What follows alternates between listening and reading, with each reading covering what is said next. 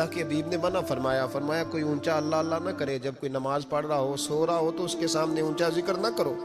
کہتے میں ایک دن اونچا اونچا ذکر کر رہا تھا، اونچا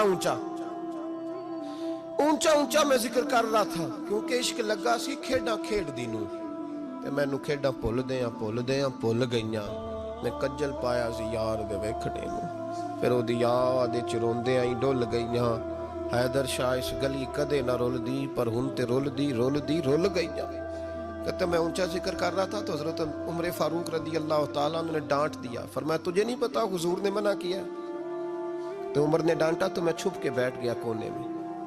حضور آئے نا نماز پڑھانے تو محبوب نے پتہ کیا وہ عبداللہ کدھر ہے؟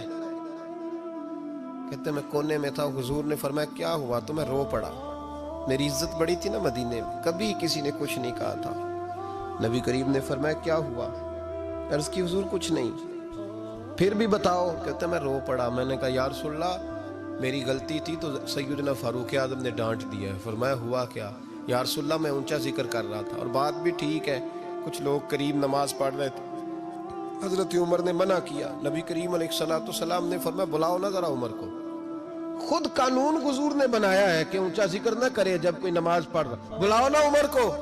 جناب عمر آئے تو حضور نے فرمایا عمر میرے عبداللہ کو کوئی نہ ڈانٹے، کسی ان پڑھ سے، کسی دیہاتی سے، کسی بھولے سے انداز دیکھے حضور کا، اسے کوئی نہ ڈانٹے۔ پھر حضور نے فرمایا تمہیں پتہ ہے یہ میرے لیے کتنی تکلیفیں برداشت کر کے آیا؟ صحابہ فرماتے ہیں یہ خوش نصیب ہے جس کی روح بھی محبوب کے ہاتھوں میں نکلی۔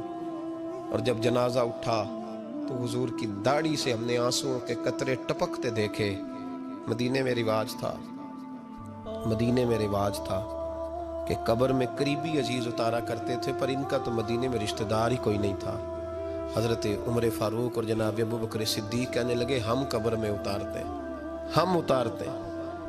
جب ان دونوں نے اٹھایا قبر میں گئے تو کہتے ہیں کمال دیکھو اللہ کے رسول ہم دونوں سے پہلے قبر میں اتر گئے، اور حضور نے یہ البدایہ والنہایہ میں موجود ہے، کب مجھے دو میں قبر میں اتارتا ہوں۔ کہتے ہیں حضور نے تنے تنہا پکڑا، تنے تنہا قبر میں اتارا، پسے مردن فرشتوں نے جو تلاشی لی تو کیا نکلا؟